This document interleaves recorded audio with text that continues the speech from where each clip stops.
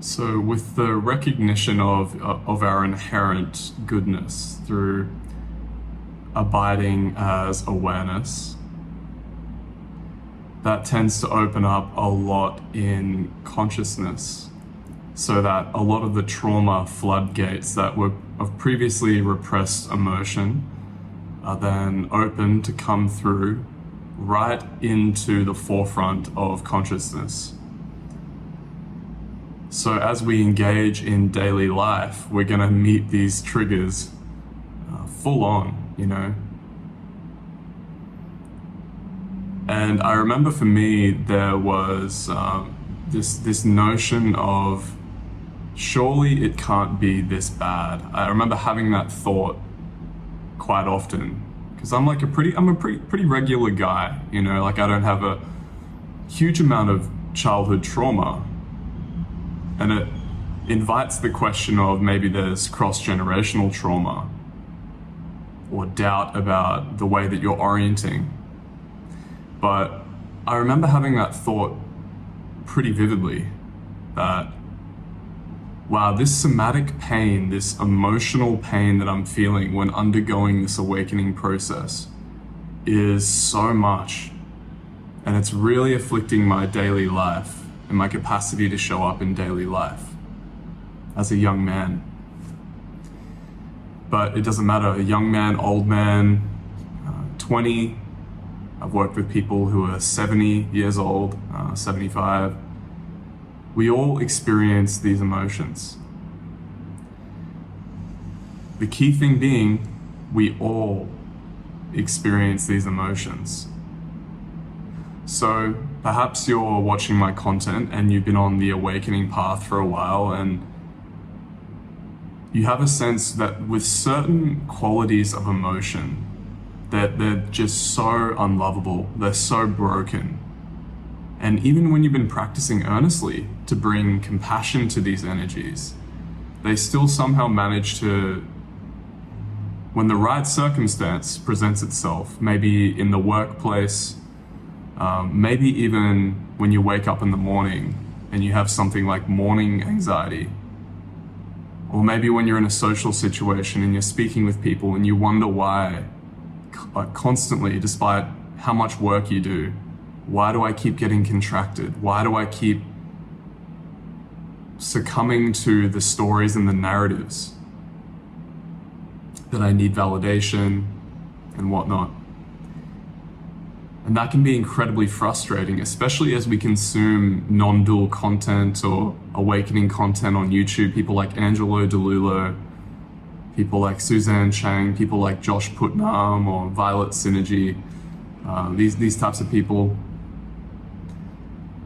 When we watch that content, we can sort of set up there's a seeking mechanism at play that wants perfection.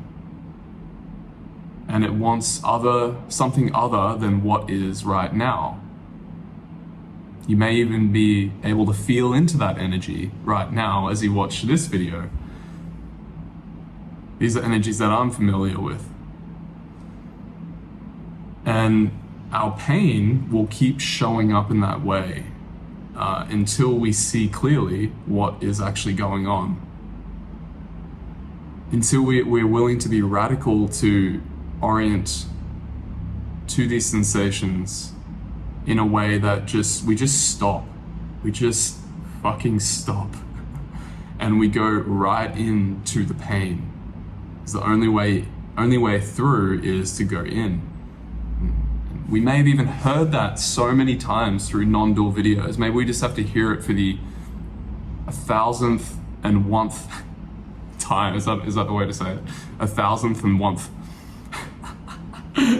We have to hear it for that many times before something just clicks, where the most deeply contracted part of your being right now, can you put attention into it softly but firmly to stay with it? Can we forego any labels of it being contraction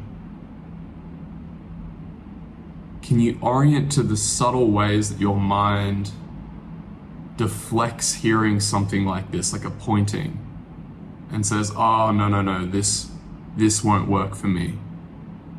Josh Putnam from the channel So Awake has a really good way of talking about this. Orient to the no, the thing that is saying no in experience to experience of reality as it is right now. Orient to that. But don't keep your attention rigid. Keep it like soft but firm. Soft but firm. Looking for that no, while being with that no, so literally putting attention into the bodily sensation. Notice how your mind might then, from that no, go into another place of, I'll try this for a bit, and then it won't work. That becomes the next no that you put attention into. And then we take this out into daily life. So for me, let's say for instance, I walk out of my apartment through this back door, I'm orienting to the no, I'm feeling the no with firm but gentle, loving awareness, breathing into it, ventilating it with a sense of, you can be here. Then I walk down the steps, and then traditionally maybe through like what I would have previously done is I would have taken a bit of like an inspiration high from a video like this one that I'm watching, that you're watching right now from me. And then I would have taken that and I would have applied it for just a little bit of time, and then it would have fizzled out and I would have gone about my life, and I would have gone back to like other ways of orienting to experience. So back to the old way, like non-dual pointings. Okay, now I'm gonna rest as awareness. But then it would have this quality of like desperation behind it, that I need to rest as awareness in order to get away from the unpleasant experiences, or to transcend them, or to go beyond them, without realizing that it's always just this. It can only ever be what is showing and coming forth in this experience, even if that is like tremendous resistance to what is. Even if it's dissociation, even if it's grief, even if it's self-hatred. Oh, you're just a piece of shit. Like, you know, whatever the mind does to like beat itself up. But that pointing from Josh Putnam, and also while recognizing the inherent goodness of being, that I'm actually inherently a good person. The primordial unconditioned part of me is untainted by any belief, any narrative. So with that in mind, and with that embodied, actually, not in mind, embodied understanding of that, it's just about meeting any sensation, anything that's saying no, firmly but gently, and keeping that consistent throughout the day. Breathing into that no, foregoing any labels, almost like wrapping it in a blanket of unconditional love and acceptance, of warmth. And that's not a cognitive thing, that's a felt thing. And through that consistency of doing that, not just watching a video, then going out and then forgetting about it. And maybe this just has to resonate at a heart level, at a very heart level, for one to actually let that in. Just has to be the right time before it starts to become more of an earnest investigation. And that's fine, wherever you're at, that's where you're at. But that's been very powerful here, to meet that no. And it comes with it this sense of courageousness that starts to develop. Fearlessness, like a warrior in a way, that we can, I've noticed with travel, for example, really putting this stuff into practice, bringing the Dharma out into daily life, which for me, I believe, if we're not doing that, if we're not engaging in the world, then this isn't for, like, we're not really practicing the Dharma, and you can be a monk or whatever, but for me personally, I think it needs to come out into daily life. So traveling, going into unknown situations, constantly coming up against the edge of identity, this is where the practice shines. And for you, maybe it's just in daily life, in the workplace. Like, where is that no in experience? Meet it, let's breathe into it. With the acknowledgement that yes, sometimes we might slip, sometimes we're gonna fall into reactive patterns. But let's not use that as another safety net that the mind clings onto.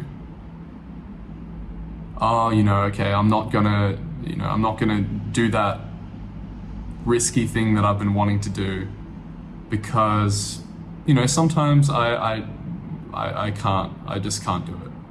Sometimes the mind slips. Yeah, okay, that's true. It is true. And we need to be gentle, firm, but gentle. So the firmness would be, I'm gonna do it.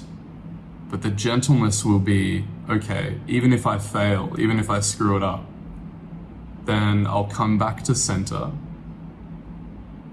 In fact, Ishwar has a good way of putting this. When you feel fear, let attention go into that no, and be like, okay, let's walk together. You're gonna walk with that 5-year-old that's scared, that 5-year-old version of you that's scared, to the thing that you're scared of.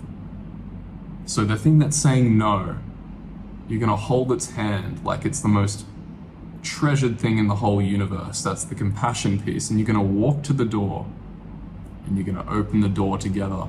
And if the kid's kicking and screaming and he pulls you back, then so be it. You as a loving father or mother in this situation, as a metaphor, very metaphorical here, not literal. This is a very felt, energetic thing what we're talking about here.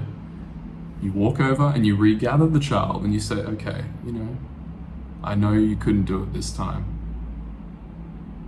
but I love you so much nonetheless, and I'm right with you. And next time we're gonna try again. And even if the kid's still kicking and screaming, it's okay. I'm here and I'm not going anywhere, ever.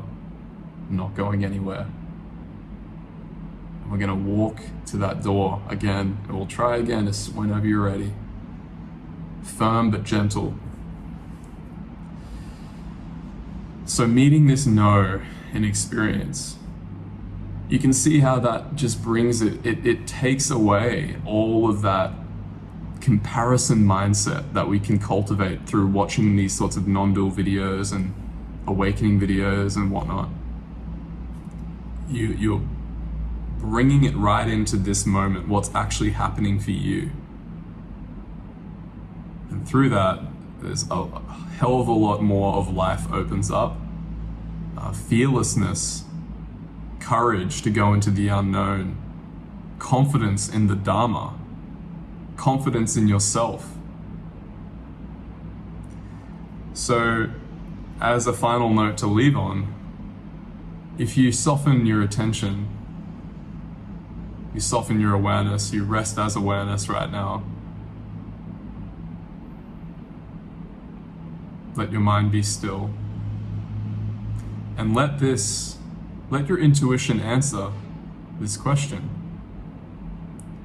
What is the most personal risk I could take right now in my life? The first thing that comes to mind, don't second guess. Just let it come up. Let it come up. Now notice if there's an inflection of fear or doubt or uncertainty. Can you be with that in the way that we just described? This is the application of the Dharma now. So it's not good to just watch a video on YouTube and then to not apply. Notice the no. Look for the no in experience if it's arising. Soften into it.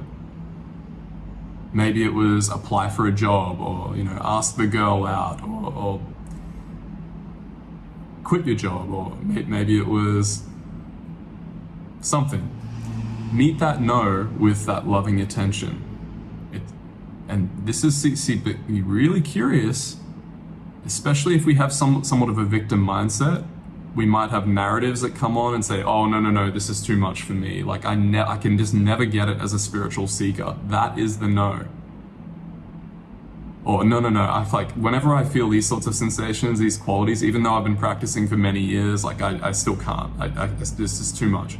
That is the no.